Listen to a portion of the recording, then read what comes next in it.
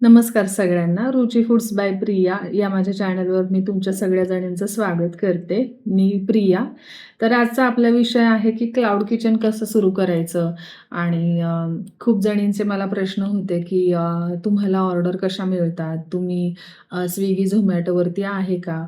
तर मी एकेका प्रश्नाचं उत्तर देते सगळ्यांचं. तर मी Swiggy किंवा Zomatoवरती नाही आहे. माझं माझं मी पर्सनल किचन चालवते. तर एका ताईंनी मला विचारलं होतं, की क्लाउड किचनवरून पर्सनल ऑर्डर घेता येतात का? तर मला असं वाटतं, की त्यांना असं म्हणायचं होतं, की Swiggy, Zomatoवरती असल्यानंतरनं पर्सनल ऑर्डर घेता येतात का? तर क्लाउड किचनमध्ये म्हणजे सगळ्यात पहिल्यांदा मी सांगते, की असं किचन, की ज्याच्यामध्ये सिटिंग अरेंजमेंट नाहीये. तुमचा किचनचा सेटअप आहे, ज्याच्या थ्रू तुम्ही पार्सल सुविधा प्रोव्हाईड करता. म्हणजे क्लाउड किचन. त्याच्यासाठी तुम्ही Swiggy किंवा Zomatoवर असणं गरजेचं नाहीये. हे पूर्णपणे ऑप्शनल आहे. तर मी त्याच्यावरती नाहीये आणि ह्याचं कारण मी सांगते. हे माझं पर्सनल मत आहे. ज्यांना Swiggy, Zomatoवरनं सुरुवात करायची आहे, ते करू शकतात. त्याच्याबद्दल माझं काही म्हणणं नाहीये. तर माझं मत असं आहे, की एकतर त्याला टाईम लिमिट असतो 10-15 मिनिटं आणि त्यात तुम्हाला फार गडबड करून ते द्यावं लागतं. हे मुळात मला नाही पटत. आणि दुसरी गोष्ट म्हणजे मार्जिन खूप असतं त्यांचं. तर आपले कष्ट पण असतात आणि सगळं असतं. पण त्यांच्या थ्रू आपल्याला कस्टमर मिळतात, त्यामुळे ते त्यांचं मार्जिन घेतात. तर मला असं वाटतं, की तुम्ही तुमचं सुरुवात करा. तुमच्या बळावरती ऑर्डर्स मिळवा. जे काही पैसे असतील ते तुम्हाला मिळतील. हे माझं मत आहे. ह्याच्यामुळं मी कधीच Swiggy किंवा Zomatoवरती हे केलेलं नाहीये. आणि त्याच्यानंतरनं सुरुवात कशी करायची? तर मी माझं सांगते. तर मी लॉकडाऊनमध्येच रुची फूड सुरू केलं होतं आणि तेव्हा बरेच लोकं क्वारंटाईन होते, पेशंट्स होते. तर तेव्हा आम्ही बऱ्याच लोकांना टिफिन्स वगैरे दिले आणि खूप लोकांना तेव्हा आम्ही टिफिन्स दिले आणि लोकांना जेवण आवडत गेलं आणि लोकं सांगत गेले. माउथ पब्लिसिटी जास्त झाली आणि तशा आम्हाला ऑर्डर्स भरपूर मिळत गेल्या. अशा प्रकारे आमची सुरुवात झाली. पण 2-3 वर्ष आम्ही व्यवस्थित चालवलं आणि त्याच्या थ्रूच मला जेवणाच्या ऑर्डर वगैरे पण मिळत गेल्या. पण थोडे हेल्थ इश्यूज झाले मध्ये. त्याच्यामुळं मी 1-2 वर्षांचा ब्रेक घेतला होता. तर आता मी जानेवारीपासून परत चालू केलेलं आहे. तर आता तिसरं मला खूप जण विचारतात, की तुम्हाला ऑर्डर कशा मिळतात? तुम्ही मार्केटिंग कसं करता? किंवा जाहिरात कशी करता? तर ह्याचं उत्तर मी देते, की मी मार्केटिंग असं स्पेशल वेगळं असं काही केलेलं नाहीये. आणि मी माझं Instagram, Facebook वगैरेवरती अकाउंट काढलं. ह्या जानेवारीमध्ये मी रुची फूड्स परत चालू केलं आणि अकाउंट पण काढलं. तर तुम्हीही तुमचं एक अकाउंट काढू शकता. आणि दुसरं मार्केटिंगसाठी वेगळं असं काही मी केलेलं नाहीये किंवा ॲड पण मी अशी कोणती केलेली नाहीये माझी. आणि हां, पॅम्पलेट्स वगैरे तुम्ही देऊ शकता. पेपरमधून वगैरे तुमच्या जवळपासचे एरिया वगैरे असतील तिथे. मी पण जानेवारीमध्ये पॅम्पलेट्स हे केले होते, स्प्रेड केले होते जवळच्या एरियामध्ये. त्यामुळे काय होतं तुमच्या जवळच्या आसपासच्या एरियामध्ये कळतं की जवळच आपल्या किचन आहे वगैरे. तुमचा नंबर सगळीकडे जातो आणि लोकांना कळतं की तुम्ही चालू केलंय म्हणून. त्याच्यानंतरनं हे ऑनलाईन पण बरेच प्लॅटफॉर्म्स आहेत की ज्याच्यावरती तुम्ही तुमच्या बिझनेसची ॲड करू शकता. याच्या व्यतिरिक्त मी दुसरं काही केलेलं नाहीये. WhatsAppला तुम्ही स्टेटसला ठेवू शकता. जवळपास तुमच्या कोणतं हॉस्टेल वगैरे असेल, तर तिथे तुम्ही तुमचे पॅम्पलेट्स लावू शकता किंवा सांगू शकता. आणि बिझनेसमध्ये मार्केटिंग किंवा तुमची ॲड हे जेवढी तुम्ही कराल तेवढं कमी आहे. त्याच्यामुळं मी हेच सगळं केलेलं आहे. ह्याच्या व्यतिरिक्त काही केलेलं नाहीये.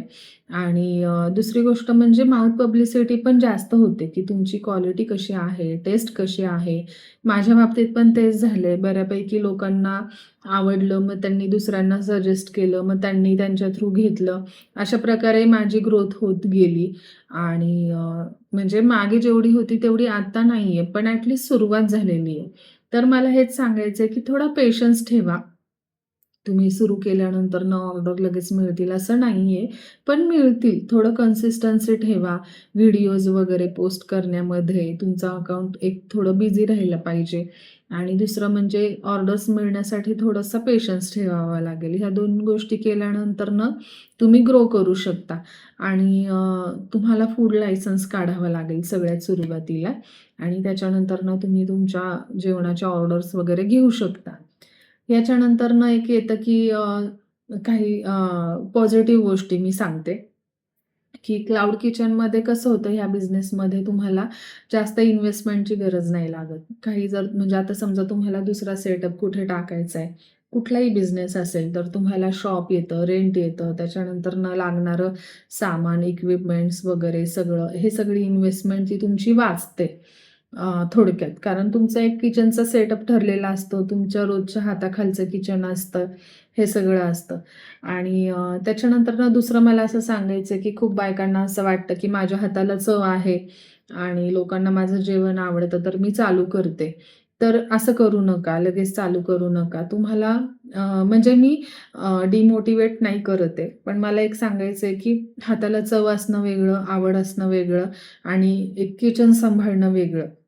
म्हणजे तुम्हाला 20-25 लोकांचं, 30 लोकांचं जेवण एकटीला करता आलं पाहिजे. तेवढा वेळ तुम्ही उभं राहू शकता का? करू शकता का? मदतीला आपण भरपूर हेल्पर्स घेऊ. पण प्रत्येक वेळेस आपण त्यांच्यावरती रिलाय नाही राहू शकत.